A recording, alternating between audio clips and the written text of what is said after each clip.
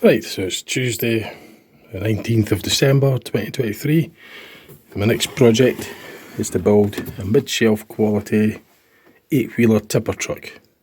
This one here is a top quality shelf, or top shelf quality tipper truck that I built about 10.5 years ago. So the top quality shelf models last for a long time. When it comes to replace it with another top shelf quality model, this one would be considered generation 1 because the first one I've done. The next one to replace that would be considered, I'd refer it to generation 2. But I've not got anything in the plans to replace this one yet. But the one in building is a mid-shelf one, and that's going to be built for the Destruction Derby, which we'll be doing later on next year. I built this tri-axle double-deck coach mid-shelf quality for the same reason. These aren't built to last. They're unregistered ones. If it was mid-shelf registered one, as I call it, then they're going to be built to last a while. So I've got a mixture of top shelf quality models that I've built. I've got lots of Lego models. Mixture of top shelf ones which take ages to build, which are built in a lot higher quality. Mid-shelf quality ones which are quicker to build. And unregistered mid-shelf quality, which means they're built just for a temporary period of time, actually built for the Destruction Derby. So I've got probably about 100 models, and I've probably over the years built hundreds of models, but at the moment I've probably got around 100 mixtures of trucks, cars, vans, buses, lorries, single deckers, double decker buses, coaches. I've even got more up the stair. This is just, I've done a video on my project series regarding my Lego models. So this I'm just using as a template. This is the top shelf quality 8-wheeler tipper truck, and that's just used as a template to build this quick mid-shelf quality one, which will be a mid-shelf quality unregistered because it's built just for basically a temporary short period of time. So the registered mid-shelf quality ones, as I call it, i.e. like the flatbed lorry there, as well as that Arctic flatbed, these were built as mid-quality for quickness and to last for a while. The top shelf one like that coach there as well, and the bus next to it, and that other box truck, these are built to last even longer because it took me longer to build. So over the years I've started building Lego in this format, this 1 in 30 scale with the weight scale of 117 grams equals a metric ton. I've been doing that for around about 10.5 years. Prior to that I had a different scale and a different weight synchronisation, but that's before I had as much Lego as I do now. Now that I've got more Lego, I can build them bigger, and I've upscaled it to 1 in 30 with the Lego limitations. So I'll say that's just some of the models that I've got. I've got a lot more. I've got more upstairs. I have done a parade of all my models on my Lego project series of videos that I put on YouTube earlier on in this year. So it's earlier on in my channel. It's called Lego Project Series, parts 1 to part 7. And I go into a lot more detail. So anyway, that's just a wee intro. I'm going to crack on with this 8-wheeler tipper. The weight for it is going to be a synchronised weight of 12 metric tons. So that's basically 12 times 117 grams will be the actual Lego weight. All this was explained in my previous Lego videos regarding the weight synchronisation. So the first stage is to get the 8 wheels that are required for the lorry. So that's the underframe chassis kind of done at this point. It's provisional at the moment, but that's just a start anyway. So I'm just getting the wheelbase sorted. The chassis comes short, well, the body overhangs the chassis at the front by 1 dot and also at the rear by 1 dot. So in total the chassis is 2 dots shorter than the overall length of the truck. On there, of course, obviously I've got to fit the suspension representatives, the engine driveline, the tipper body, and the cab all has to go on here. The ballast will be used. The tipper body will double up as ballast tanks. So this section here is filled with the coins to get the ballast right for the weight synchronization. What would be doubling up as a fuel tank on the chassis. On this model, that doubles, that's actually the ballast tank, the chassis ballast tank, which visually looks like the fuel tank. On this, I'll probably just have the whole lot of the ballast in the tipper body.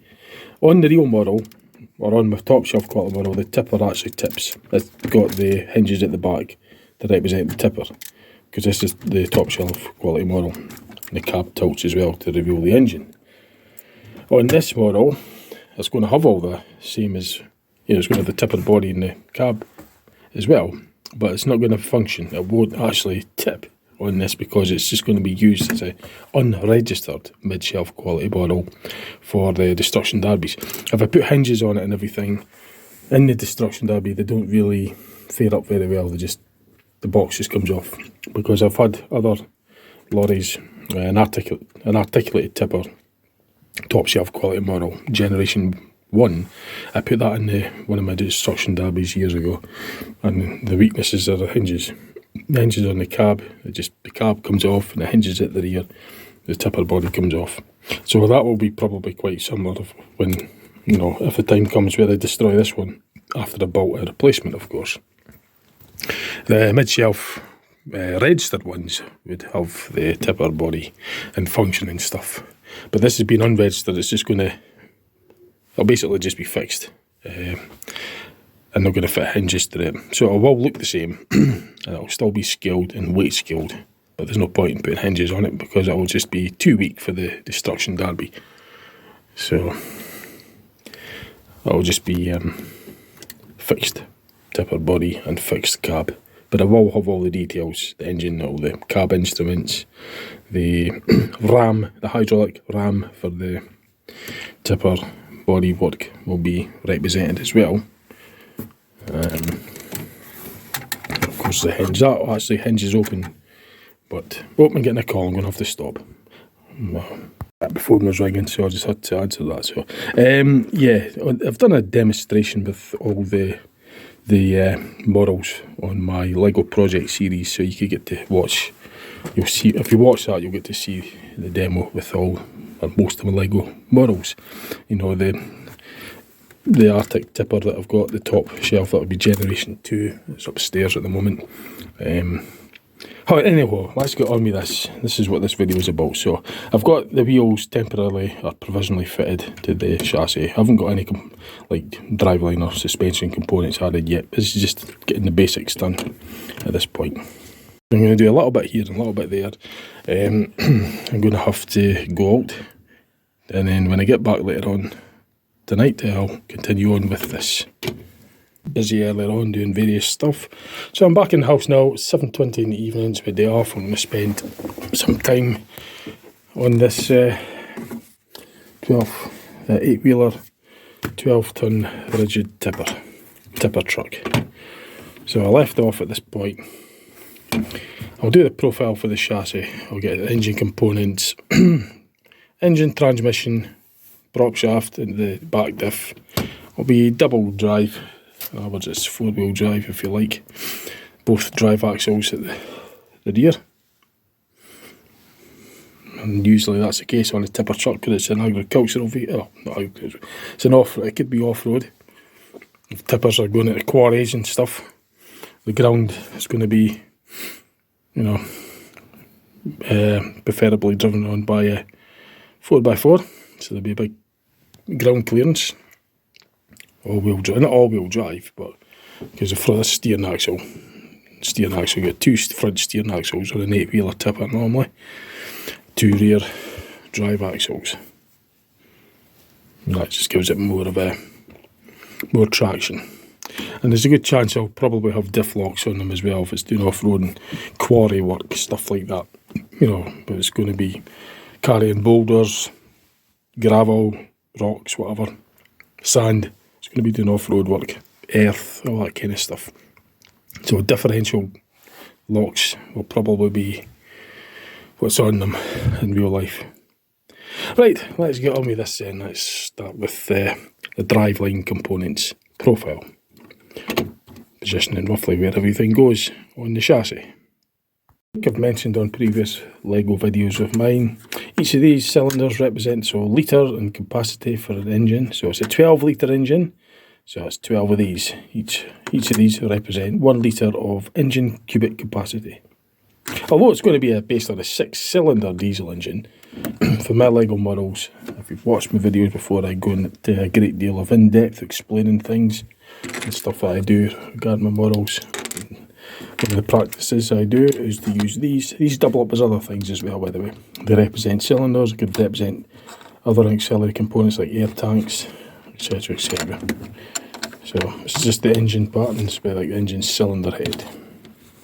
So I've got a sort of like a sump, engine sump representative, and the transmission representative bit will go on this end. Now I'm not going to explain all the terms in this video. If you want to just look back on my earlier previous LEGO videos, particularly the LEGO Project series of videos that I've made, parts 1 to 7, I go into a lot of detail when I use terms like representatives, weight scales, stuff like that. It's good to know what I mean if you look back on these other videos, because I explain in a bit more detail. But I'm not going to do it on all the videos because it'll just take too long. Swapped it around. Just put the sump on the other way, because this will be sitting at the front with the chassis like that in there. So I've got a lot more to put on there yet.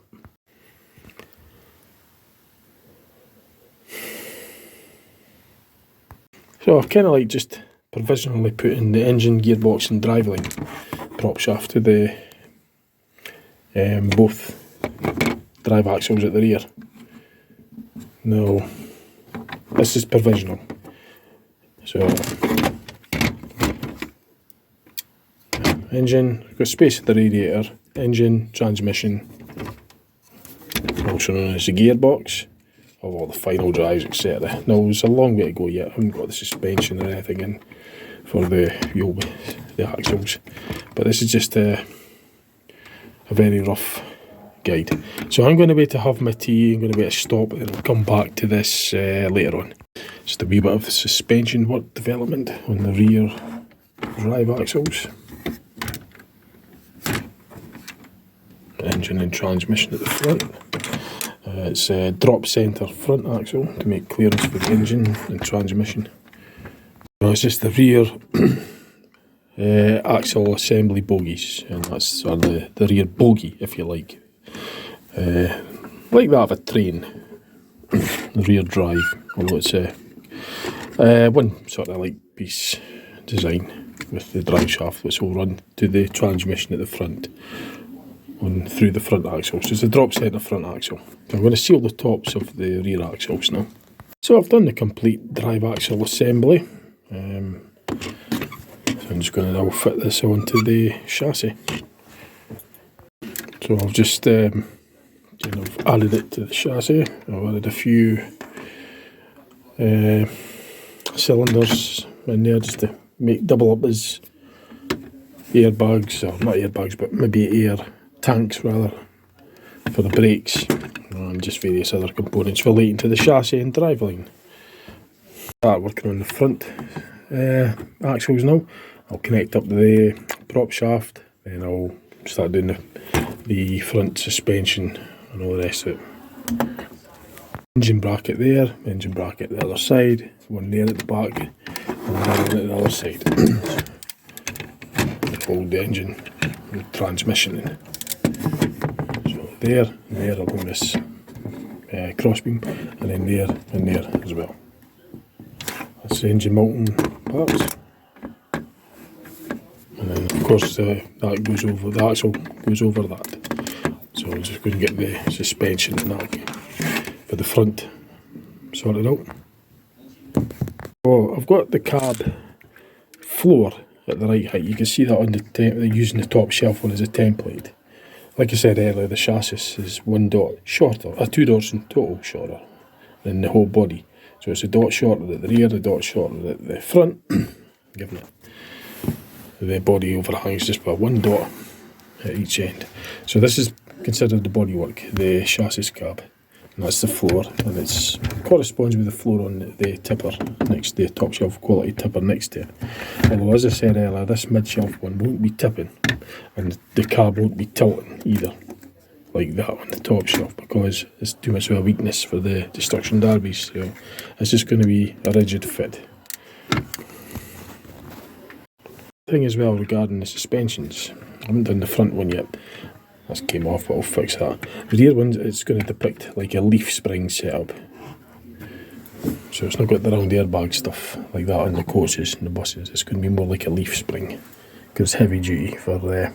Because the tipper, as you probably, well, if it's tipping up like that, it's not going to get the height because it's going to touch the shelf. But all the weight's going to go over the rear axle, or the rear axle bogie.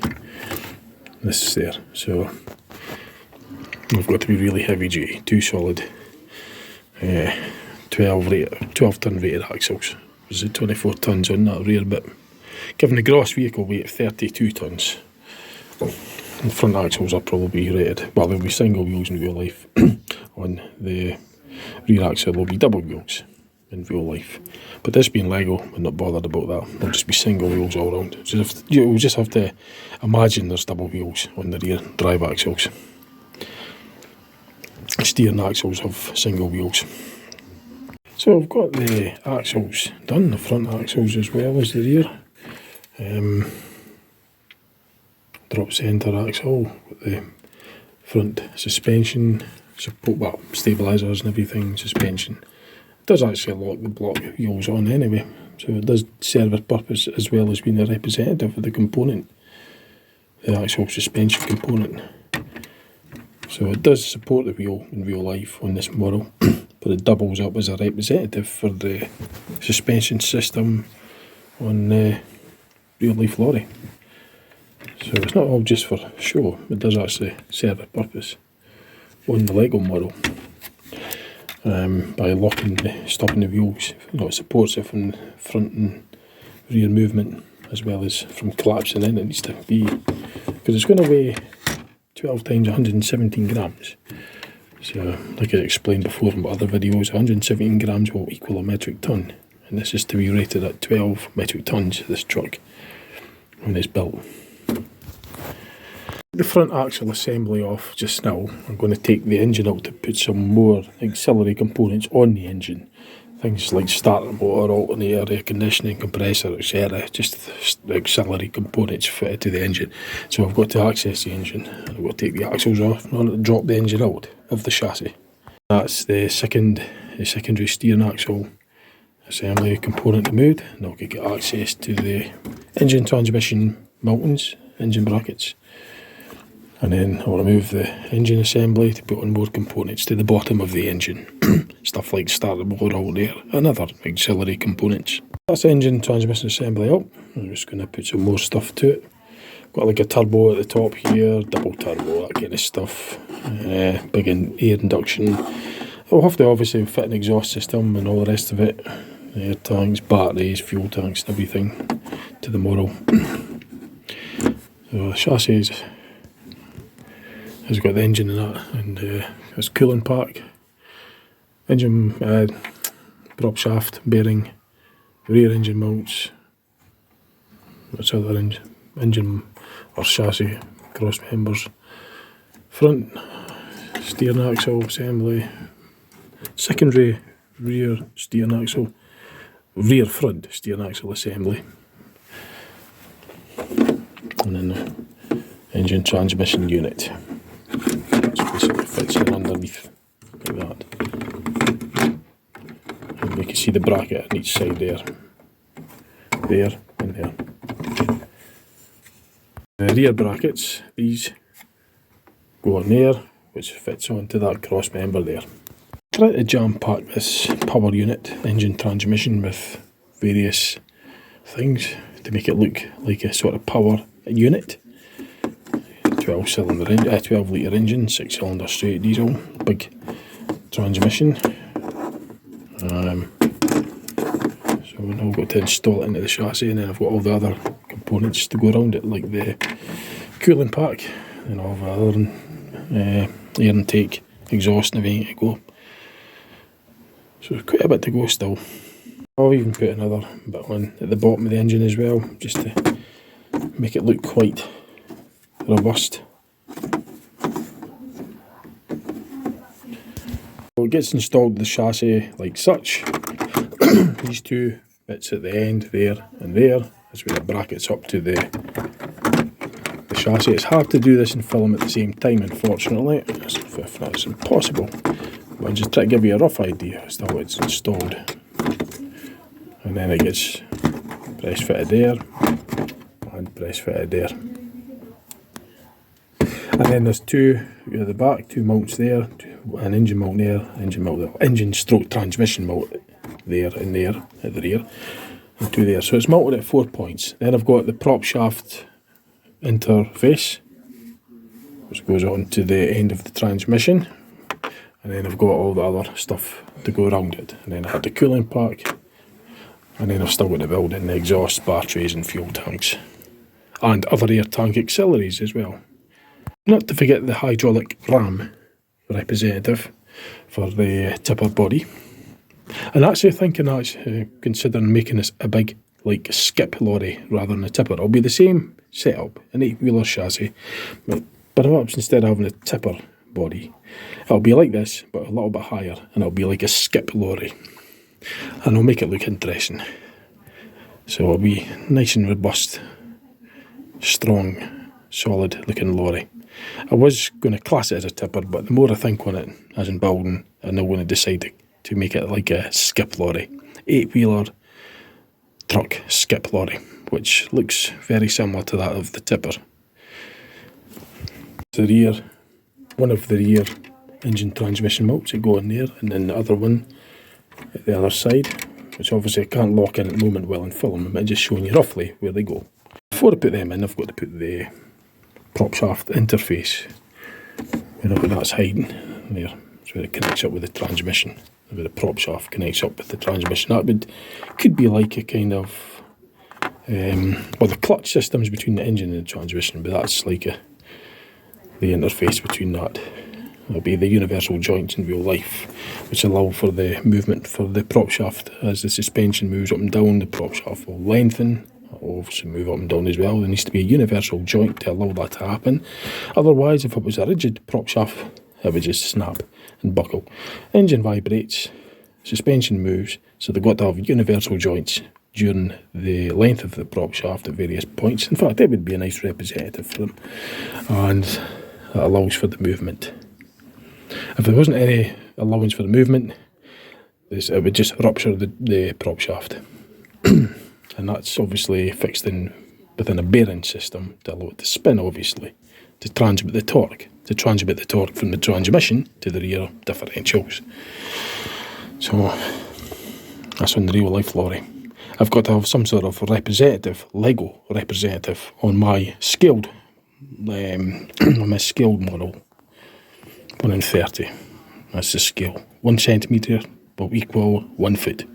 117 grams will equal 1 metric ton, and that's for the weight synchronisation for all my Lego models, as I've explained in much better and greater in depth in my other videos, the Lego Project series, part 1 to part 7, and all my other Lego videos that I've done as well. I mentioned this about the weight scale. I've done the reinstalled the engine and driveline, cooling pack at the front. That's the rear mounts, rear engine mounts, rear engine stroke transmission mounts at the back. The side ones are there, which is laced over with these chassis cross members that lock them in. The prop shaft interface is all connected up, so it runs through the chassis to the rear axle, continues on through the rear axles right to the other end at this point here. So that's one shaft. That's just a collar that locks the prop shaft in. So I won't actually go anywhere, it's all fixed in here, but it just kind of makes it, stops it from sliding about That's the representative for it anyway.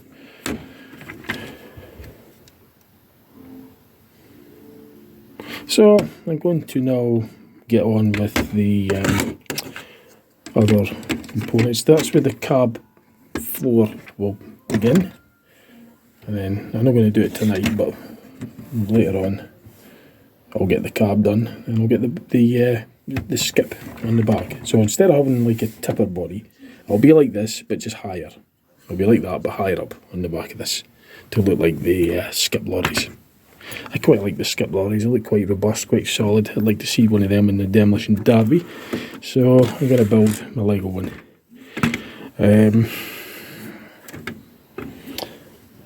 I'm now going to concentrate on the, what's that, 5 to 1 in the morning. So I'm going to look at a suspension, not a suspension, I'm going to look at an exhaust stack that goes at the back of the car. Might have the exhaust come up. No, I'm actually, maybe not. I'll keep that area there between the cab and the body as a ram. Even though skip lorries have a ram to allow the skip, the big crane on the back to lift up the skip. So the skip's in the ground, it's got wheels in the back, and the big crane comes down and it lifts the skip up onto the chassis of the lorry. Obviously my Lego one won't have that. It's not going to be a functioning one, it's just, as I say, it's going to be, the cab won't tilt because it's not going to be a top shelf registered or a mid-shelf registered model. It's going to be an unregistered mid-shelf Lego model, which means it's only built temporarily for the Demolition Derby. I'm going to relish them first. I'm going to build them, enjoy looking at them, enjoy having them around for a wee while, and just look at all the work that I've put into it for a few weeks. Then I'll put them in the Destruction Derby and destroy them. That's what they were built for. The mid-shelf registered models are built to keep for a while.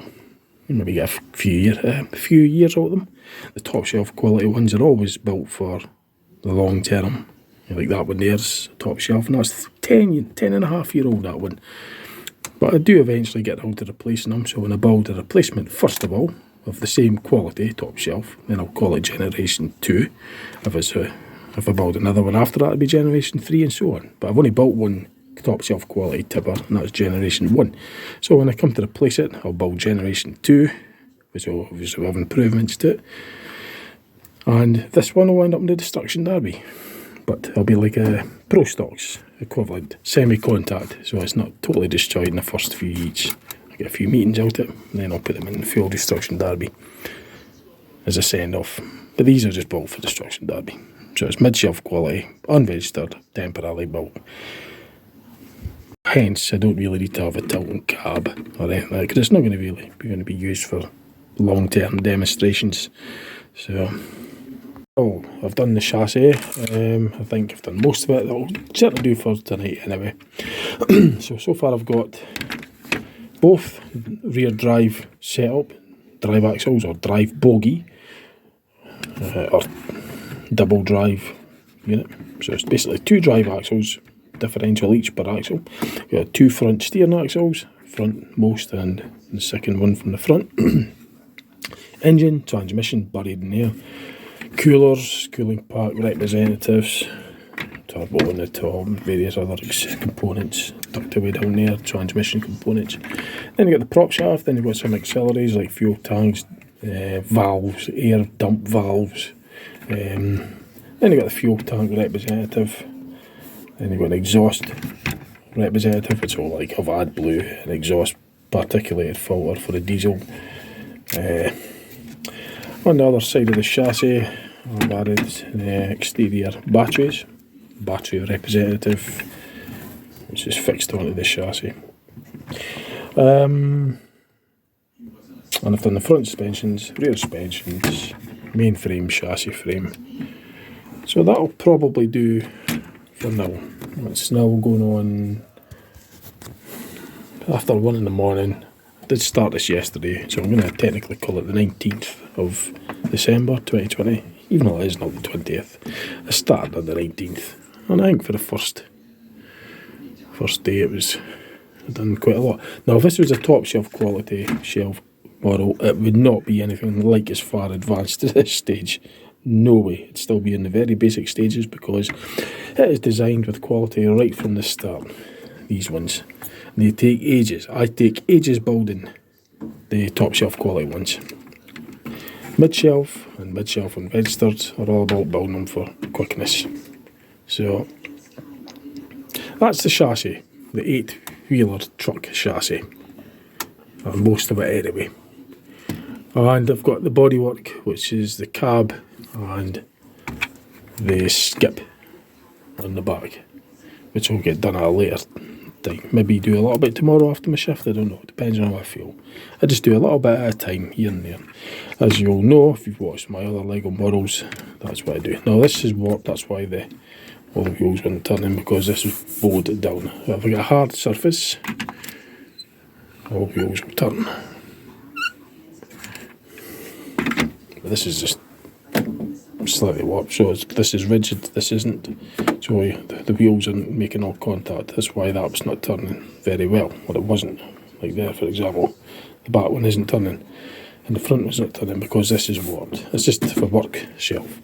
The top shelves and these rigid shelves, it's much more level, which means all the wheels are level and turning. Right, that'll do it. That's today's file. I put these videos into a file per day and I just join them all up and make a full video of it at the end. So that's today's first file. Quite a lot done, I reckon. Right, so it's a bit later on. It's now 20 to 1 in the afternoon. So I'm going to do a wee bit before I start my shift. What I've done is I've just got kind of like a rough profile. This isn't it, obviously, but this is just to get a rough profile of the height and dimensions for the skip lorry that it's now going to be, which is very much similar to the tipper, but it's a skip lorry. It's got a higher container on the back. In real life skip lorries, this container comes off. There's wheels on there, and there's a big ram and grab arm that lifts it. So basically this is sitting on the ground. The crane on the back of the lorry will come on, lift it up at the front. There's wheels there, it'll roll onto the body of onto the chassis of the lorry, and then it'll get locked in. That's how these work. And then to take the container off, it just slides off. The crane will lift it up slightly, and it will move back, and this will make contact with the ground, and then the whole container will slide off the chassis of the lorry. That's how it kind of works in real life. Obviously, as I've explained before, this isn't a functioning one. This won't have the representatives, the tilt functions or anything. The top shelf ones do. This one won't, being a mid-shelf, unregistered.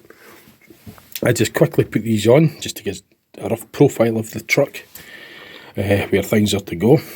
The hydraulic ram or crane will be a representative going in there to represent that. This, as I say, gives an overall dimension. I've added an interesting feature. These are springs.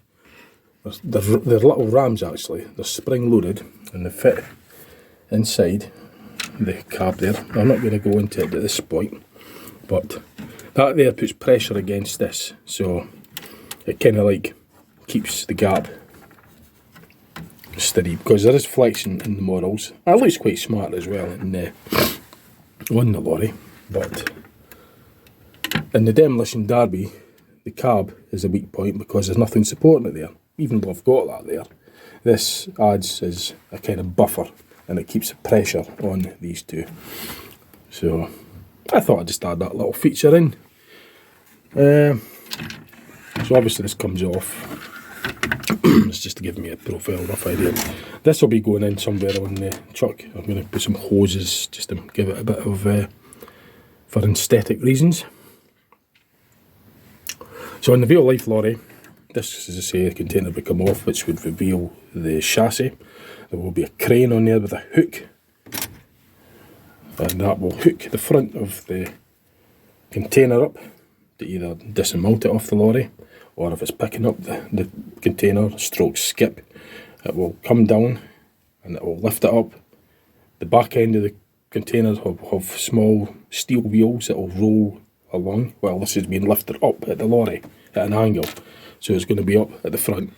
and rolls onto the chassis. It's lifted up at the front, the wheels will get to here, and then there's little rollers on here as well for the bottom of the container to basically effectively roll on. So imagine that's a container. Obviously it's tiny, but just imagine. It'll lift up like that with the crane at the front. It'll lift over onto the chassis, and then it slides along and it gets locked onto the truck's chassis. And for dismounting, it's the same thing. It rolls along, and it comes out of the back. There's wheels at the bottom corner which allow it to do this while it's being lifted at the front. Then it gets placed down on the ground. The hook from the crane will detach, goes back in the retract position on the lorry. The lorry dies off, leaves the skip stroke container there on the ground. And that's kind of how it works, basically. So, I'm going away to just do a little bit of Lego building. I'll finish off my pot noodle, stroke lunch.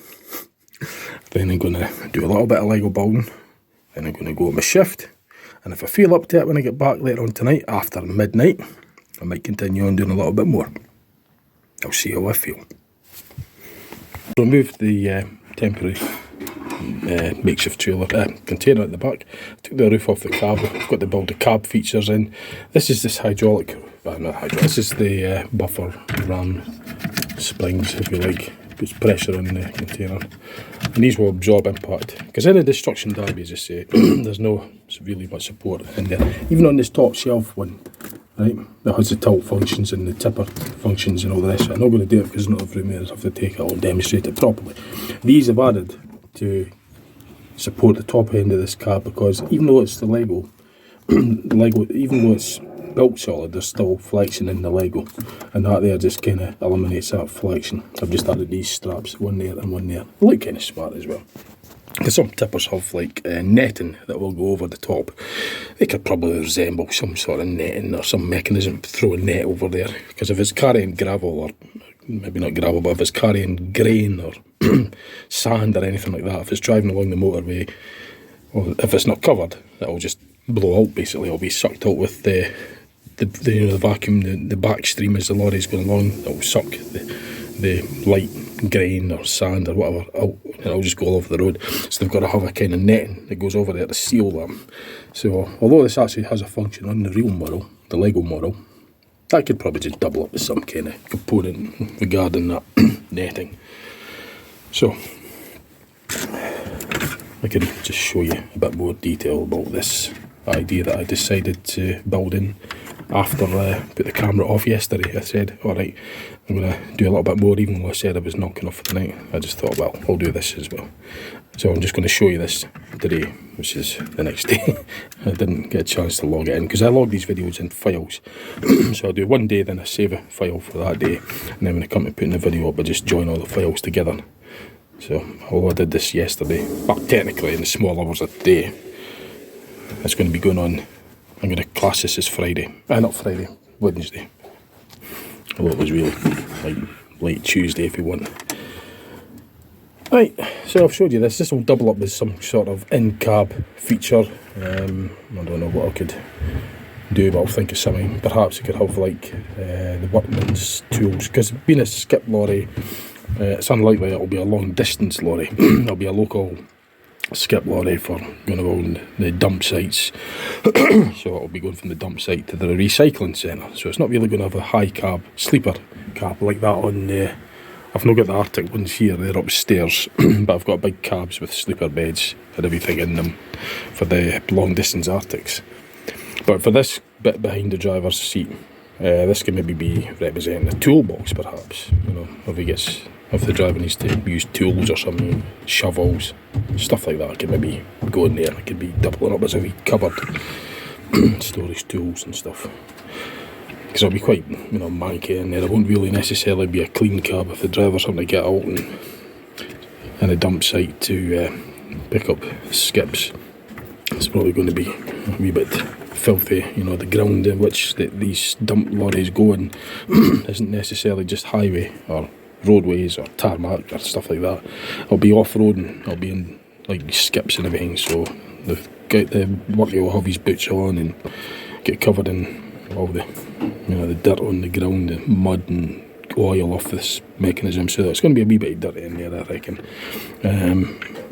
So not in all cases, like, but perhaps it might get that way. So it's not going to have all the luxuries of a long distance truck. It's just going to have basic features built into this cab. Controls for the RAM. It'll probably be a remote control anyway, so the driver can see what's going on. I'm always interested to know how in real life these drivers actually, they're really skillful. They must be really skillful because they reverse these lorries in line with the skip. And they've got to get it bang on so that the big crane on the back meets this wee hook bit that's at the front. If you imagine that, there's a wee bit there at the front where it hooks onto, and they must line it up perfectly. Something similar to that of a lorry driver with a big Arctic lining up the tractor unit with the trailer. The trailer's got to line up perfectly with the fifth wheel in the back. So quite skillful. So yeah. Right, so I'm going to do a little bit of in-cab features. And then it's not been near finished because it's got to have lights and everything, and bumpers, vegetation and all the rest of it added to it. So I've added some seats, dashboard, pedals, like a sort of heater box down there. You can maybe see that. There's a bit at the front. There is sort of like a space underneath there as well. It's hard to show on the camera. You can zoom in, it might. Difficult to show, but anyway. And I've made that kind of into a sort of shelving area, something like that. Putting tools and things, workman's overalls, gloves, hard hat, steel toe cap boots, all that kind of shit could go in there.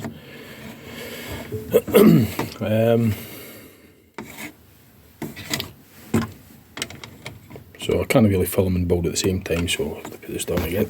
There is spaces at the back of the driver's seat as well. This is one feature I can't really explore very much when I'm doing the articulated lorry Lego models, because the tractor unit of the lorry, the real life lorry, the tractor units could weigh like 7.5, 8 tonne, 9 tonne, it varies.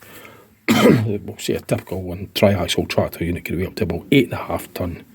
So an 8.5 tonne lorry on the Lego, for my Lego weight scale synchronisation, I'd have to basically get 117 grams, times it by 8.5 and get the tractor unit weighing that. Now that's very difficult. As I say, I don't have an Arctic here. It's upstairs, isn't it? I can't really have time to do that just now. I'll try and explain. What I do to get the weight of the tractor unit up to 8.5 times 117 grams is I use the big sleeper cabs, and the bit at the back of the driver's seat is filled with ballast coins, in other words. I call the coins ballast because that's what it does. It adds weight to the models. So I do that. I also use the fuel tanks that are on the side of the chassis. I double them up as ballast tanks, put coins in there. And there's anywhere where I could get cavities of space to put coins in, preferably the 5 pences because they're smaller. And then I'll just use that space to put the coins in, and I'll use the container to represent something like a fuel tank or an air tank or a panel, a cover panel that will cover up maybe the part of the chassis. You know, in real life it's just like a walk plate where the driver could walk on between the cab and the trailer to connect up the SUSI lines, as it's called. That's the air lines and the electrical lines from the tractor unit to the trailer.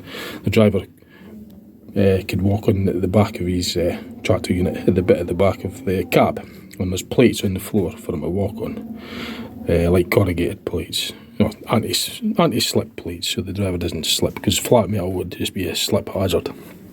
But on my Lego models I could have the plates, instead of just having a plate, there'll be a bit below it, and it'll be a container containing coins. So it'll look like a plate on the top, it'll double up as a plate, a walkway plate, but it'll also be the lid for the ballast tank for the coins for my model. So it looks the part. It looks like something, but it's actually doubling up as the ballast. And it's hard to get the weight, because the Lego, as I say, doesn't have the full density to get the weight up to that amount. So I've got to use ballast. And the tractor unit is fairly small in comparison to the rest of the lorry, but it is making it very dense. In real life, these lorries, the tractor units, race are heavy because that's where all the engine, gearbox, transmission, double drives, heavy duty chassis, steering box, etc. All the running gear is tightly contained in the tractor unit. The tractor unit is a very powerful unit. It could house up to a V8 Scania engine, up to, for example, 700 odd brake horsepower. It's a big engine, all crammed in a small space. The tractor unit is not overly big for in terms of size regarding the lorry, but it's extremely powerful. So it's densely packed with heavy-duty components, making the unit very heavy, heavier than you might think. And that's why the tractor unit alone could be up to 8.5. Some of them could be even heavier. Some of them could be up to even 9 tonnes, depending on the specification rate of the cab. It's a high cab, got all the air conditioning and bunk beds and all the stuff that's added to it, compacted in. So it could range. You get double axle tractor units, 18 tonne gross. It's a drag weight because it's obviously towing a trailer, so the rear axle has to have no more than about 12, 13 tonne over it. You get the tri-axle trailers, tractor units. You also get double drive tractor units for like 4x4 or double drive axles and stuff for like off-road kind of stuff. Anyway, I don't have to worry about this on this model, so I could utilise that space to actually build aesthetics, stuff like that. I know that they're there, and if you could see through the windows in the lorry, then even better. But I like building it in anyway. So I've got the freedom to do this on that because I don't have to worry about that being a ballast, because all the ballast would be quite easily put in on the skip on the back. Just like this on the tipper. This bit here is covered. Normally on the tipper that would be open, but I've used this first bit here down there as a ballast, and I've used this here to double up as a ballast, which would be considered maybe a toolbox or a fuel tank or something in the real life lorry. So that goes right under, by the way. It wouldn't be like that in real life, but that's an early design. I didn't have as much Lego when I built that, so I was limited. It is top shelf. I built it about 10.5 years ago. It's lasted this long. I keep the top shelf ones for a while. As I say, this is an unregistered mid-shelf. This is only this temporary built so I could get it into the Demolition Derby, Banger Racing, Stock Car Banger Racing reenactments as I do. Hence the Demolition Derby. So I basically put them on my makeshift arena and smash the shit out of them and see what one comes up best. Like what they do in real life with the stock car racing, because I'm a big stock car race fan. I've even done it before. I've seen all sorts of vehicles on track. Buses, lorries, trucks, vans, cars, you name it. I've been a stock car fan for over 20 years. I know the circuits. I've visited lots of them all over Britain, all over the country, around Britain. And I like reenacting my own with Lego. Anyway, let's get back to it. Let's get back to building this Lego, because I really need to get pressing on and due away fairly shortly. So I don't want to spend too much time going into it. If you do want me to hear the explanations, you're better going back on my channel, look for the Lego Project series, parts 1 to 7, when I explain and show a lot more of my Lego models in detail. Just a slight modification on the heating duct and under dashboard components, just move that in a bit. That was causing this to stick up at the front, so I just had to relocate this. But it still works with the same theme. Right, so I've got some overhead components for the driver. Lighting, the passenger side and the driver's side. This could double up as anything, CB, levers, controls, overhead controls, all sorts of stuff, a few other levers in there. These double up as the wipers as well. And I've got some overhead lights at the front there which to go on. And this, that could be the nameplate of the company or something. So I've got kind of like an aerofoil. I don't know if that's going to be the finished. I might modify that, I don't know. But I've got some stuff in here anyway for the driver's, the driver cab. So 3 sets of wiper representatives, 2 high spotlights at the top. Pedals, steering wheel, driver's seat, and you've got these as well, which is just moved, which I'll have to adjust. Kind of like mounted the cab on temporarily to the chassis of the lorry. It was just a wee relocate. I had to relocate this, sort of cooler representative off of the transmission and onto the outside of the chassis rail, because I've got to keep this clearance flush for the big skip box representative that's going to go in the back. So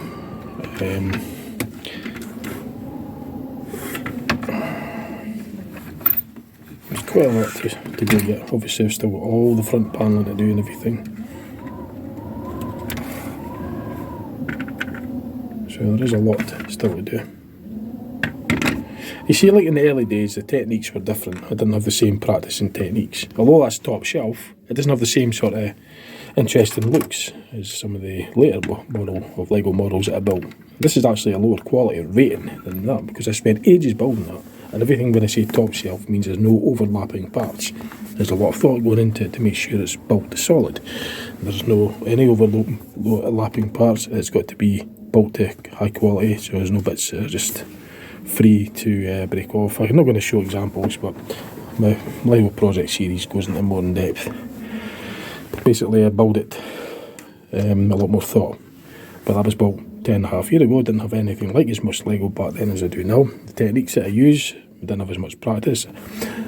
Later, I use different techniques, better techniques. I've got a much bigger comprehensive selection. Well, actually, I've got a bigger selection of Lego. I tend to stick to the main components as standard. There's a bigger selection, but I tend to keep them standard because I build my own models using in different ways. Of course, I build them in different ways, but I try and keep the bits that I use standard, so I could build a variety of different models with the standard parts. But I've got a bigger collection anyway of standard parts than what I did years ago. So the build quality, although it's top shelf, it's probably still going to be better than the quick thrown up version. But this has got more interesting or intricate details built into it because I've got more freedom of building it, because I don't have to worry about the overlaps. I just build it on anyway, make it look better. Whereas on the top shelf ones, you build them to last, so there's no any overlapping bits of non-overlapping bits of Lego.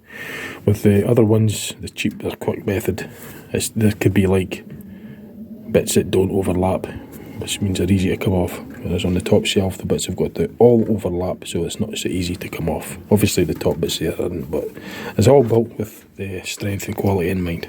I'm going to call it an afternoon at that because I'm going to have to go on my shift. It's 5 to 2. I'm due to leave now here in about 10 minutes, 15 minutes, so that's it. That'll do for now. If I feel up to doing any more later tonight, I will. So I'll keep this file open and I'll just add the rest of the work on if I do any later on this file. If not, I'll just save it at a later date. I'm not really bothered, but I've got to go. I quite like it, actually. It looks quite interesting, quite smart. So, it's coming on. Right, so this is back from my shift. I'm going to do a wee bit more Lego building. I'll do a wee bit of the front panels, exterior panels, and work round about the cab.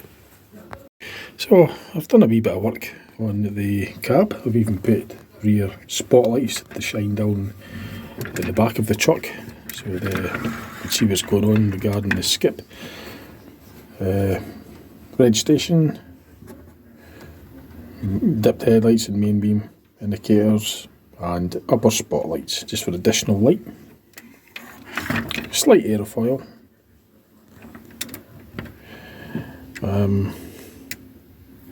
I've now just got to do more work on the actual container at the back, the skip. I'll start doing work on that. I think I've actually finished the cab. I've got a grille here that I bought it to reveal the double radiator, because there's a radiator behind that as well.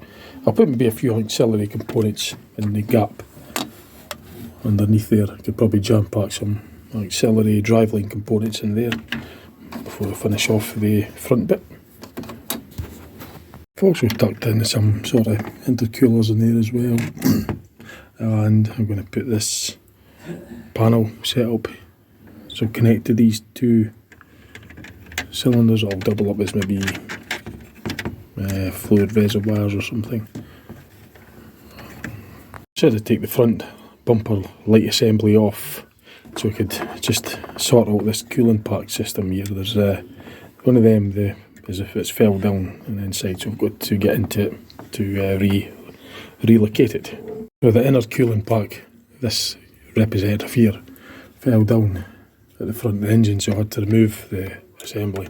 Now I'm just going to refit it again back into the chassis and then put the panels back on again. The problem was, is I want these two connecting up with the two tanks there.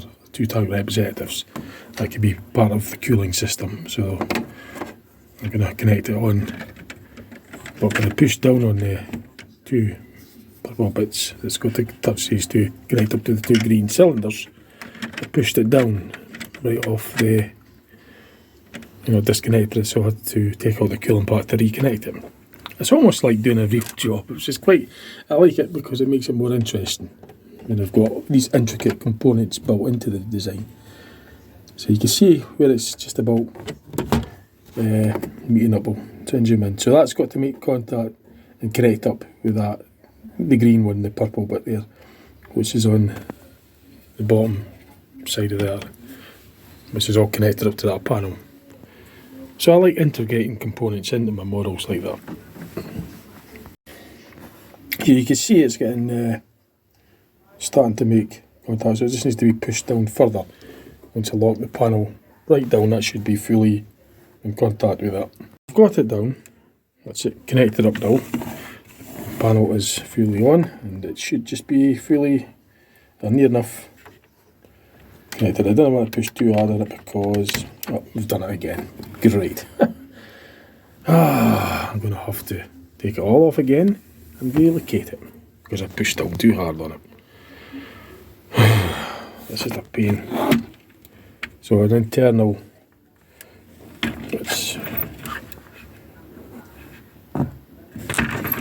right, no problem.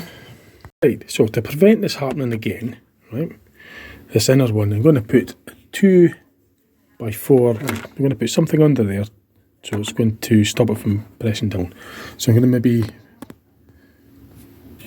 put 2x2 flats, 2 times 2x2 flats or something down there, so that this top edge won't go down past it. It will basically prevent it from pushing down when I connect these two up with this inner member, cross member there, because the two purple bits there are going to want to join them up to there when that's upside down, like such. When I put the panel on, when it goes on. So to stop this from pushing down, I'm going to just put 2 times 2x1 flat, 2 of them, because that's the distance that it needs to. So it's basically the same on the other side. It's not pressed down yet. It is now, so I need to fill that gap with two of these, 2 times of them on the other side. And because it's a tight fit to get them down there, I'm going to use this tool and put it down using that. And then once I lock it in, I could pull that up in a winner. That's the plan anyway. Right, so that's it down there. That's it in there. There's 2 of them. You might just see the purple one at the bottom.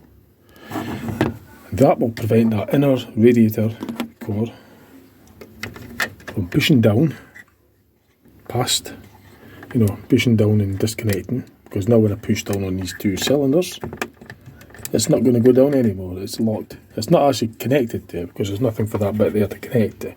It's just used as a wedge, if you like, or not a wedge, but it's basically blocking it from coming down at the back. It's so frustrating because when it's time to put this cross bit, this cross member across there, connect it up, it kept pushing these 2 down. It kept pushing the whole assembly down. Now that won't happen now. So I can now, I've cured that problem now. So I'm going to now continue on with the construction of it. It's so much better, so much better. So you can see the engine sump there, that's the end of the engine. You can just see that's connected to there, which connects to the front. Ultimately, this bit of the radiator. I just like connecting all these bits up. It makes it complex, and I like making my models complex and having it. I like the challenge of doing that as well. It makes it look interesting, and I know what I've built into these things. So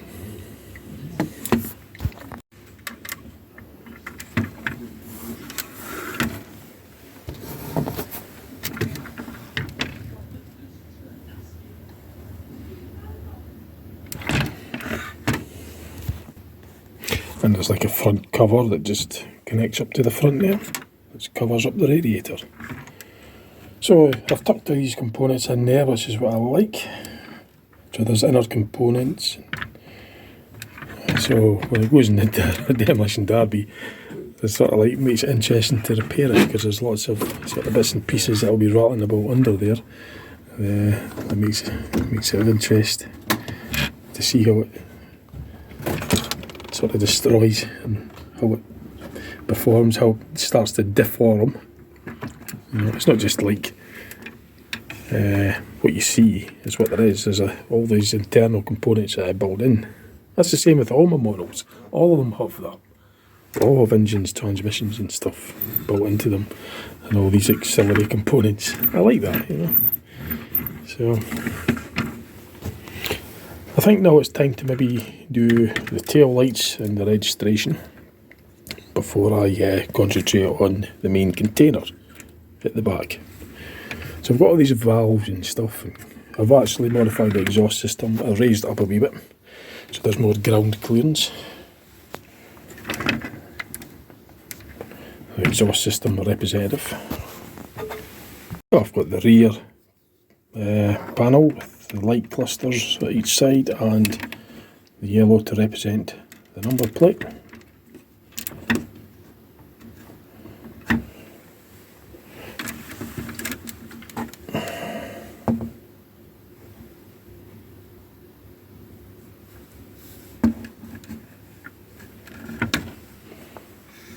So I've just got to get on with the some mud flaps and stuff, mud guards. But I think I'll do the box first. I'll get the box on, the container on, and then I could do mud guards and that later. Work is going to start on the box, or the skip container. So this is the floor pan of it, or the floor base. I've got it measured out, so there's one overhang on the rear, because remember the chassis is 2 dots shorter than the overall length of the bodywork. The bodywork overhangs by 1 at the front, and this container will overhang by 1 at the rear. And the overall height of this is going to be about 14 foot with the container, 14.5 foot. The length is about 31 feet, 8 feet wide, around about 31 feet long, and 14.5 foot being the big skip truck. That's about 10.5 foot to the cab. The cab's higher, slightly lower, but you do get various sizes of tippers. You get different heights of tippers as well. But that's just a fairly typical sort of height. In a heavy duty vehicle, it's going to have the double blocks for the container side, the sidewalls, just to represent heavy duty. Just in the process of doing the skip, that's the ballast tank, which is just going to be filled with coins. That should get the weight right up to the desired weight. I've reinforced the floor. I've put plates right across there to give it some reinforcement. Then I'm going to have the runners going right along the bottom, which will mate up to the chassis. So I'm just in the process of lining them up, the runners up. So I'm just putting the runners along the bottom of the container, and that will where it's going to meet up with the chassis on the lorry. To get the desired height, I'll use the flats, and I'll reinforce it as well. I'll lace it all together. So I've kind of like done the container to a degree. You've got the runners on the bottom. This is actually very solid. I've got the door, you know, because it's a skip container, the door's got to open at the rear, and even when it does kind of tip up as well, as the lorry does lift it up, they can open the door and tip the contents out that way. That's how they empty it. So it is a tipper, like, you know, it's still a tipper, but it's a container skip lorry. But to empty the skips, as I say, they've got to tip them up like that, and the bit at the back, the doors will open, and the lorry will drive forward, and then the contents will come out. But usually if it's a quarry or a dump, you know, they'll have the lorry will be above the dump, and it'll depend on what's in it. Like, it'll either just tip it into the dump, or it will go to the recycling centre and it'll just tip it as in when it drives forward as well at the same time, so the contents empty out. And that, as I say, these runners will double up as the actual runners in real life, because the skip lorries, all the work is the crane, or the big sort of crane at the front. If I could get enough room, I'll try and demonstrate. It will lift it up like that. There's runners on the bottom, then it will start to come down like such. The lorry will move forward, or the crane will extend out. There'll be wheels, like wee small steel wheels at the bottom corner there, which just will roll along, and then it will deposit the container like that. And then the crane, which is mounted onto the lorry, will detach from there's a bar there where this will hook onto real life, and it will lift it up. Obviously my lorry model doesn't have that, but when it comes to lifting the container up, the crane on the back of the lorry will retract out, and it will hook on to here, then it will lift it up. There's wheels on there, there's rollers on the bottom corner of the lorry for this to roll on, then it will gradually go on like such. It will roll along with the runners on the bottom of the container, and then it will lock onto the chassis with locking pins. It's done automatically. It's quite impressive, but that's roughly how it works. I've actually got the container on. The runners are now going right along, it marries up to the chassis. It still needs a bit of pressure fit just to get that on, and these buffers there are pressed against the container with the spring force, which keeps this cab and that, stops it from basically coming in with the flexion of the leg. It does the same job as these, but these springs look better, and there's a bit of sort of, as I would call it, engineering. There's a bit of engineering work inside where these connect up. See, I like doing that. I like designing it intricately like that, just to make it a bit more interesting. So the spotlights, as I say, are just going to be there to show what's going on when the crane's in operation. I'll try and get this, maybe figure out a way of getting this to represent the ram, if I could do that. It'll be quite a job getting that off of there, but for doing any work on the chassis, obviously in real life it'll come off easily, but in my model it doesn't have to be functional like a top shelf quality model. That would actually have to come off and easily detach to do to demonstrate that type of lorry. But this being an unregistered mid-shelf, it doesn't need to do all that. It just has to look the part and weigh, and most importantly, it needs to weigh the part. So when it comes to the destruction derbies, this is going to be quite a machine. They want to get this up to 15 tonne, so. Right, I will do some work with the door, mud guards and ballast. It's 1:45 in the morning, so see how well I get on. When I start feeling too tired, I'll just knock off for the night. I'll need to make use of this hose to give it some sort of, I don't know, just make it look smarter, to give it a kind of like a machine look. Or maybe see if we could get it to coincide, because the lorries like this have a lot of machinery and auxiliary equipment on them as well, so I could maybe make it part of the hoist, or not the hoist, but the crane system. I'll just see what happens. If it's too much trouble, I'll just leave it, and I'm going to give myself a headache over it. I think I'll maybe do, I'm not sure if I should do mud guards or do the ram, and just see what happens. So I've got a kind of ram set up down there, something to represent the ram stroke crane. So it's hydraulic ram, that's what operates it basically. It's a hydraulic ram that operates the crane on the back of the truck. So this representative, I've fixed it in on there, and I've also fixed it down. As you could, well, I shouldn't be doing that, I'll show you anyway. That's fixed in like such onto there, and I've basically got this going down between the two buffers,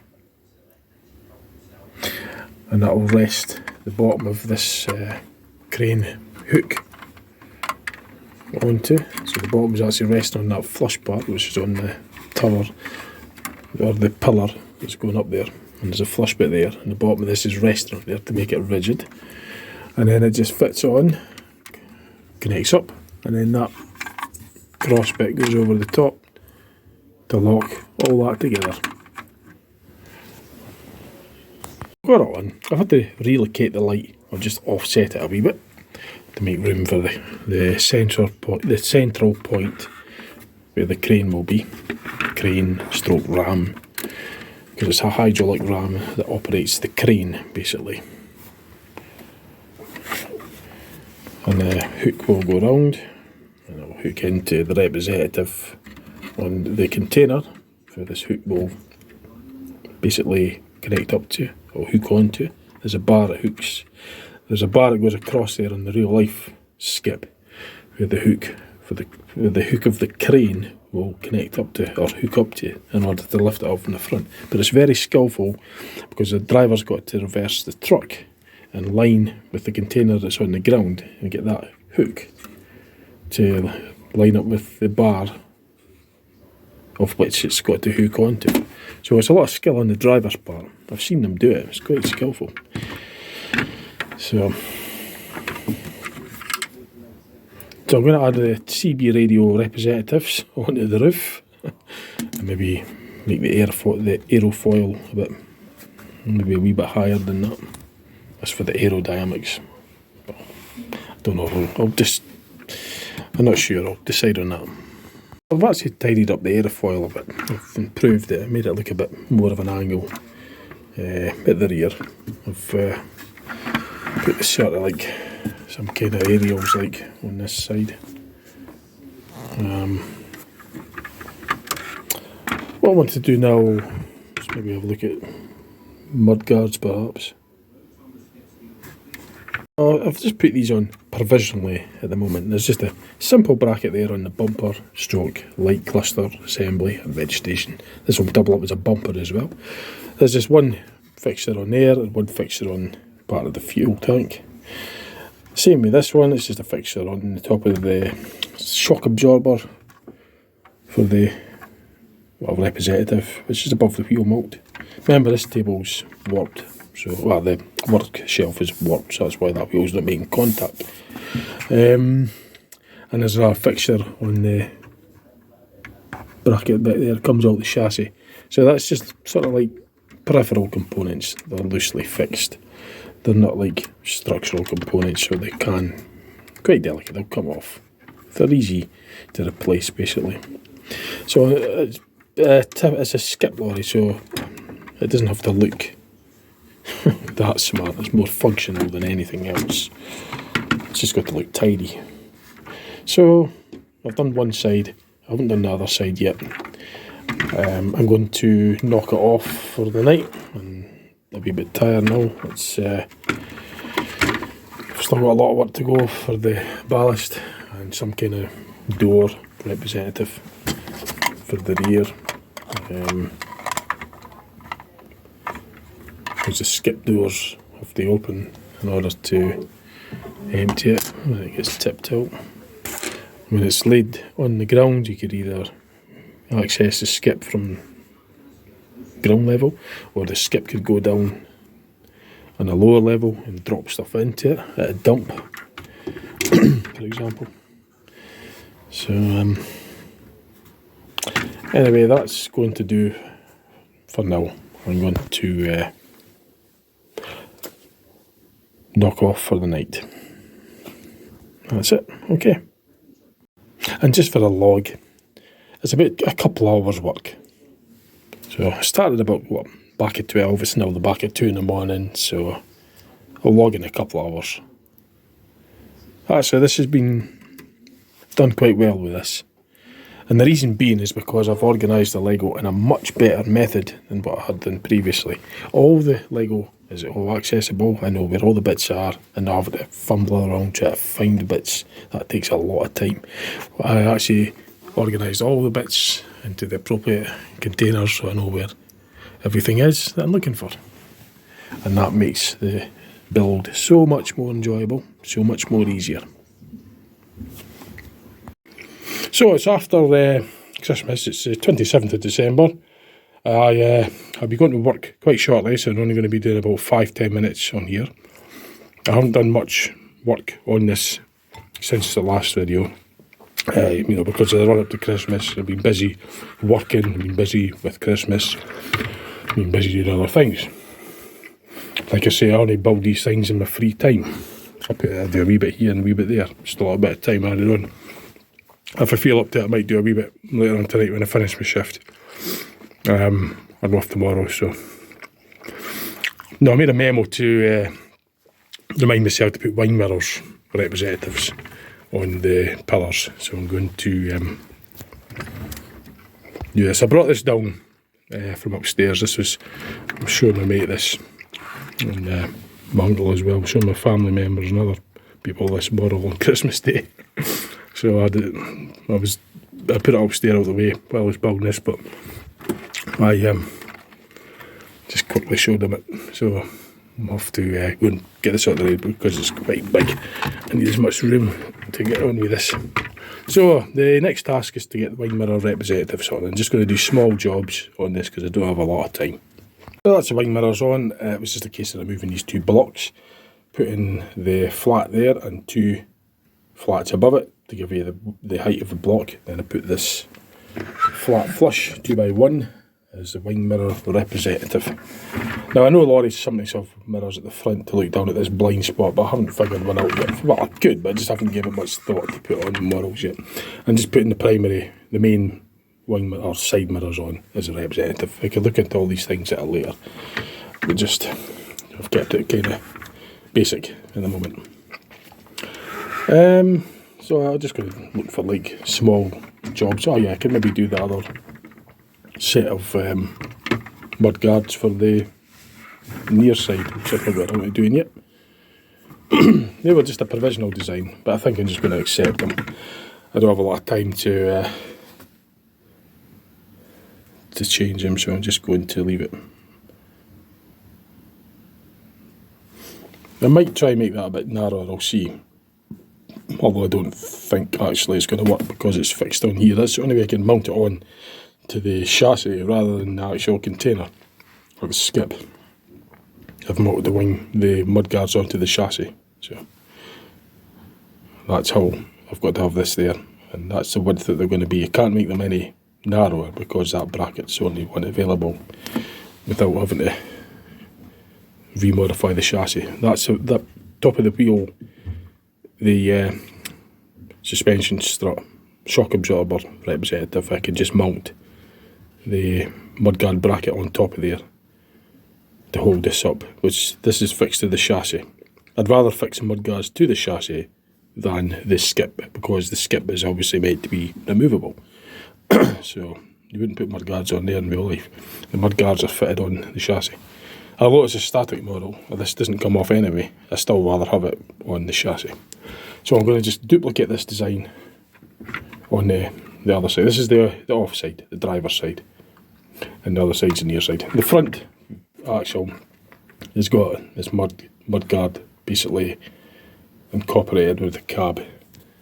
That'll probably just have to do. So got the rear mudguard assembly there and assembly bracket. So I can't really film this at the same time, but there's slight modification on this side because there's no fuel tank. I've had to put this bracket, this extra bracket underneath. That's where the fuel tank is on the other side.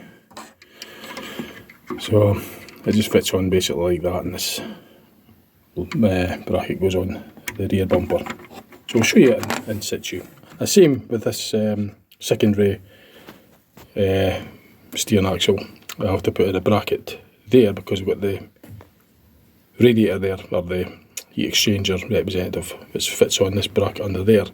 So that's taking up that whole bracket. So I've just had to put another mount on the heat exchanger to support this mudguard on the lower side. But the top shock absorber mounting bracket is the same. It's just that because that's there, the white heat exchanger representative is taking up this bracket. Whereas on the other side, that bracket's free. So I'm going to get this on. So that's my dinner video, I'm going to have to get that eaten in it. So I've modified the mudguards. So the mudguards are on here. I've reinforced it just a little bit, made it flush on that side. And the same with the other side. Now, like I said about the bracket, that fits onto the fuel tank on this side. And the lower bracket for the front mudguard fits on to this angle bracket, which is free at the moment. I haven't got anything on there as a representative, but probably we'll use the other dot side of that to fit something, maybe a valve or something.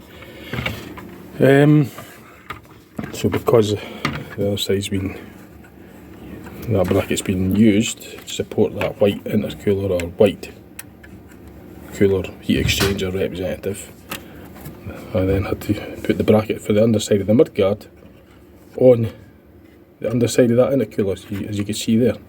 It supports it at this side, but the top bit there is still the same because there's nothing preventing it to be used. There's nothing fitted on there, so it's identical on the other side. And I just tidied this up a bit by putting the 4x1 block and then put the 2x1s under these yellows. You can see the orange, and then just overlapped it with this 2x2 yellow flat, and I've done it on there as well. So it's supported there and there. On the other side it's the same. It's just on the fuel tank instead of that other bracket, that green bracket that you can see there on the other side. Whereas on this side it's on the fuel tank, the representative. So that's going to have to do for now, because it's time to go. I've got my dinner and I'm going to get to my shift. If I feel up to doing more tonight I will. But this was just putting the wing mirrors on there, the wing mirror on there, and getting the mudguards sorted. So it was just light work basically. Wasn't doing anything in depth, any heavy work. Don't have the time to do that. So that's it. Right, so I'm going to try and just round this video off and get this built fairly quick. I'm not going to make this much longer because it'll be well past the hour-and-a-half mark. So it's Friday, well, it's 12:15 at night, so it is technically Friday, but it's very late Thursday if you like. I was off today, but I was extremely busy catching up with chores, and then I'm working again tomorrow. So I've put up a couple of videos. I've been busy doing a wee other things as well. This is another video I'm trying to make, and I'm going to try and keep it within an hour and a half. So just to very quickly explain what I'm going to do next, I'm going to work on the back door mechanism. I'm going to get it all synchronised up for the weight, to get the weight up using the weight scale, and then I'll just give it the any final finishing touches to it, and then I'll just let you know what I've done when I've done all that, and then I'll give it like a full specification sign off. I'll just write a wee sort of like a wee essay on it, like what I did with the other video, just giving the specifications and the size of what it's meant to be and the date, the build date, etc. So I'm just going to do that now, and then the next clip will be pretty much when it's finished, and that'll keep this video fairly within the hour and a half mark, because that's actually quite long. So I'm just getting the weight synchronised and sitting at 1762 grams, which is just over the 15 tonne mark for my model. So what I'm going to do now is I'm going to put the covers on for the ballast. They're filled up with 2 pences. I'm going to put a baffle on the underside of this just so that they don't rattle about, and that will be it pretty much declared finished. I've also put a rear door on, and that was just fixed on like such. I'll get this off, I'll show you. And that's fitted on underneath there as well. There's a bracket that goes across there to lock this in, and that just fits on like such. And that represents the back of the skip door. It's not very solid, but that'll do for the representative. This is solid because it's double skinned. So I've used this kind of method as a like a kind of baffle or a plunger or whatever. I suppose it presses down on these coins when I put that in there, and that will stop it, the coins from moving about. It will restrict its movement So this is a new idea that I came up with just through building more and more with Lego. Some of the early models, the techniques I didn't really use, I didn't have as much practice as I do now, so I'm able to come up with more ideas and advance on. Although this is just mid-shelf, the ideas are still being exploited, and I could use these new later techniques because I've got a bigger selection of Lego as well. I could use them in some of my top shelf quality models as well and future builds. So I've actually got the thing sitting at 15.4 tonnes, which will do. That'll declare it its overall weight. It's 1803 grams. Remember, it's 117 equals a metric tonne if you've watched my videos before regarding my weight synchronisation scale for my Lego models, which is at 1 in 30 as well for the dimensions. 1 centimetre equals approximately 1 foot. 117 grams equals approximately, or exactly, 1,000 kilograms or 1 metric tonne. That's what I've set the weight scale at for all my models of this scale, which is what I've been building with for the last over 10 years. I added these things as well just for a little bit of sort of interest, make the style a bit more sort of interest. I'll double up maybe as a camera or a reversing sensor or something. I might even put some sort of spotlighting on the rear there as well. I didn't find a use for this, unfortunately. I couldn't really get around to that, so I just left it off just now. That wouldn't make much difference to the weight, but when I write it up, when I write the essay, I will give the overall exact grammage weight for it, but it's going to be around about 15.4 tonnes anyway. I added like a rear kind of reversing light or a extra spotlight for the truck, as well as the one being on the back of the cab roof. You can see that there. I have additional overhead spotlights because it might go into dark areas and dark dumps, or dark at night where there's no street lighting, and it might need extra lighting to see what's going on.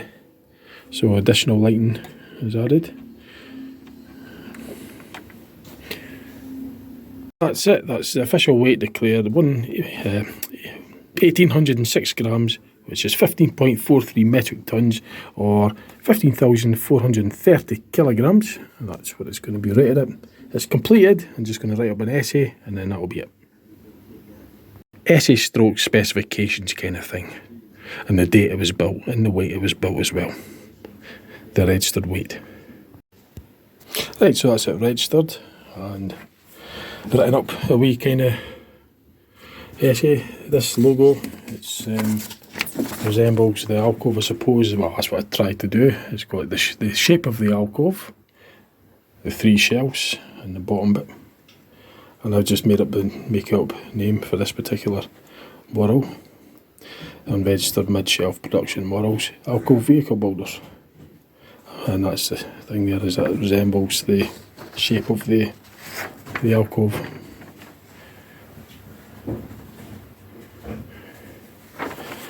So I've got top quality ones as well, but this I've got mid-shelf ones and I've got unregistered ones. This is the unregistered ones. So I've got 3 registers basically. I've got about well over 100 models. I've built hundreds of models in the time that I've had this alcove, but I've got over 100 models as it stands. I've certainly got about 100 anyway. I've lost count. But they're not all here, they're stored in different places. Upstairs and just in different areas. But anyway,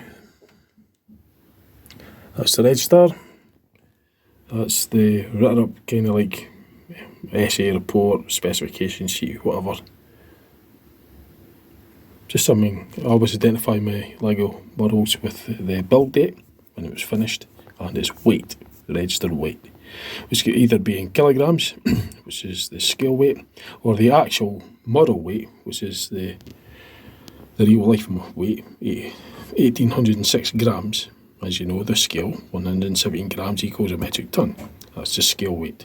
So it's basically 15.435 times 117. Well, we'll give you this in grams. Or you could divide that in grams by 117 and you'll get 15.435 metric tonnes, which is 15,435 kilograms, because a metric tonne equals 1,000 kilograms. And this is the register I've got so far. I put a video up for these. There's a video on my channel that I done back in the summer, earlier this year. I just completed that one. That's the last LEGO video that I put up, the previous LEGO video I put up rather. And this video will be getting put up soon. If you look on my LEGO model project videos, I go into a lot of detail explaining about all the models that I do. This is just little memos that I done during the build. And the model is officially complete and registered. So there's any difference. So that's it finished. You stay tuned to my channel and you'll see the demolition derbies that I mentioned before regarding my models. This will be getting put into the demolition derby later on in 2024, soon anyway. Can't wait to see how it performs up against the other vehicles that I'm building. I mentioned this when I was building my coach, double deck coach, the mid-shelf quality one. They're really just unregistered because they're not going to last very long. The mid-shelf ones will last a long time. The top quality shelf ones will last a very long time. My oldest one's about 13.5-year-old. I bought it. Sorry. No, some of them are older. Some of the top shelf ones are, I think there was one built in 2009. It's kind of 15-year-old. Maybe even before that. But the LEGO models last. They've got all different ages. You know. So I keep hold of them for a while, and instead of just taking them apart, boring away, I put them in a destruction derby to resemble the stock car banger racing that I watched in real life, that I've actually took part in as well, going back many years. I've done a video on that regarding, I even got a trophy for one of the events that I went in, but I'm not going to, I went into this on other videos and I'm not going to go on about it on this because it's just going to make it too long. But anyway, that's the model officially complete. So you can see how it's all been built. The double drive rear axle or bogie. You've got the double steering drive axle, double steering axles at the front. Prop shaft running right through the axle from the transmission into the diff. You can see all the components that I've added in there. You saw the engine getting built. You've seen how all this came apart for to reveal the cooling packs behind there, how they all fitted on. You saw how the cab was built and how what I built into the cab basically. You saw the purpose of these, how they were built and how it's fixed on inside there as well. You saw the crane representative, the ram hoist or hook arm basically representative. You seen the ballast getting put in and the actual skip representative, well the skip on the top and how it's fixed to the chassis. You've seen all that. All the peripheral components like bud guards, valves, battery box which is on the other side, you've got a fuel tank there. You've got the reg station representative, rear tail lights, spotlights, reversing lights, battery representative, and general auxiliaries underneath there. You've got the exhaust representative there, which I can't really point to at this moment because I'm holding the camera. You've got like a heat exchanger there as well, and just kind of like part of the hydraulic ram mechanism representatives here. Wing mirrors, CB radio, radios and other antenna, steering wheel representative, pedal representatives, dump valves, fuel tank, exhaust representative, stroke silencer. I didn't go in a great deal with that, but there'd be like an AdBlue representative there as well. For the AdBlue, which is an exhaust fluid, treats the exhaust gases. It's known as AdBlue for the diesel engines, for the emissions. Engine brackets, you saw how it was fitted. It's not touching the axle, there's a gap between the front axle there and the engine sump at the bottom of the engine, so I built that in as well. I'm not really going to highlight it in there because it's difficult to zoom in at the same time as holding the model and holding the camera. But you'll have seen it being built anyway, if you've watched the whole video. And it will be getting put into the Destruction Derby against the big coach, the double deck coach, which is upstairs at the moment, which has got the weight of, it's named Cruise Liner, 18,222 kilograms, 18.22 metric tons. So there'll be a big Destruction Derby between they two because they're heavy vehicles. I'm going to build a double deck mid-shelf quality unregistered as well in due course. I've not started that yet, but I will do later on. And that too will be going into the Destruction Derby. Like I said earlier, the unregistered mid-shelf ones, as opposed to the mid-shelf ones, are that the unregistered ones are built only as a temporary measure for the Destruction Derbies, basically. And sometimes when I'm finished with either a mid-shelf or a top-shelf model, they too will join the Destruction Derby. Rather than just taking them apart by hand the boring way, I'll see all the fair up in the Destruction Derby, or the Lego banger racing as I call it. Based off the stock car banger racing, the real life ones, where they go around the track and just smash the shit out of each other. And it's great entertainment. I love the action, the drama, the motor drama, the motorised vehicle drama, you know, and the action. I like the action. I like seeing the cars and the vehicles. I've seen all sorts. I've seen vans, buses, cars, trucks. Over the years, I've seen lots of caravans, micro bangers. I've seen loads. I love the action. I like the sport. I like the motorsport. So I reenact it with my own Lego arena. If you haven't seen any of the videos before, I don't like having to explain it too long on every video because it just makes the video too long. I'd rather you just watch maybe some of my previous videos, notably the Lego Project series of videos that I made, parts 1 to 7. I go into a lot of detail. That's during the build, actually. The Lego Project series is during the build for the top shelf quality model Enviro 400 MMC double deck bus. So, but I do go into a lot of detail on some of the later parts. Anyway, that's it. I'll just get a few photographs of it and then declaring it finished, and then I'll get this video compiled up and put online for you, so I could share this with you all. Thanks for watching, hope you enjoyed that. Well, actually, before I go, I'll just see what to do, so hang on, bear with me a minute. I didn't show myself on any of that video, so I've got to do that. I did on the other one, just so that I actually showed face on the video. I didn't want to just show it without me in it, so it's quite a long video. So I enjoyed building this model. I can't wait. But I want to relish it, you know, for a bit. Yeah, I don't want to destroy it. Put it in the Destruction Derby so soon. So I'm going to relish it. And I've got a few other vehicles to build. As I say, the double decker, I've got that to build. I'll probably build some cars and vans as well, unregistered models, and put that in the, in the Destruction Derby. I don't know about any of none of the top shelf models are due for retirement, as the saying goes. What I mean by that is, there's a limited amount, there's a finite amount of Lego I've got, so I've got to obviously reuse the Lego. And like I say, instead of taking them apart the boring way, I put them in the Destruction Derby. I get some heats out of them, and if I get maybe like one meeting, as I would call it, then I'll just sort of like patch up the repairs, store them over in the corner there, which is the bits or where all the wrecks go, and then I'll get some more heats out of them, put them in another Destruction Derby, and I totally destroy them. And I just make a note of how they performed, how well the construction is and how they're built.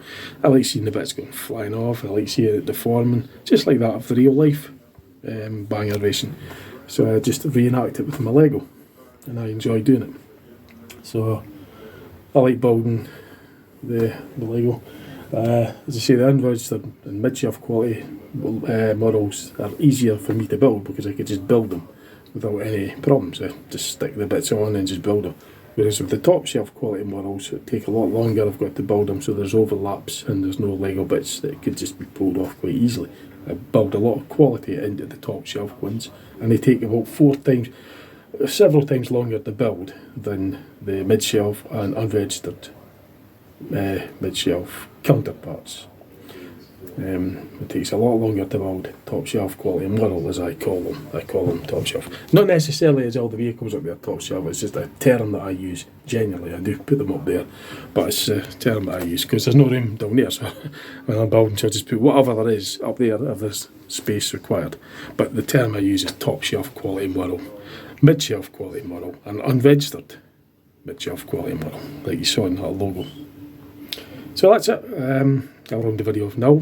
I've shown face on video. I was busy building. It's not easy to film at the same time as doing Lego building. But anyway, thanks for watching. Look out for the destruction derbies and well, I've got other vehicles to build, so look out for the construction of the vehicle models. And then there'll be the fun part. But it's all fun, I like building it, but then there'll be the smashing time part. The destruction derbies, banger racing, which will be coming up in due course after I've built the build, embellished them all. I'll probably build a few smaller models just to, like a wee sort of starter for the banger racing, and I'll destroy them to bits, and then I'll keep the big stuff for later. So just stay tuned and I'll keep you posted, see what else is on my channel. Okay, thanks for watching, bye for now.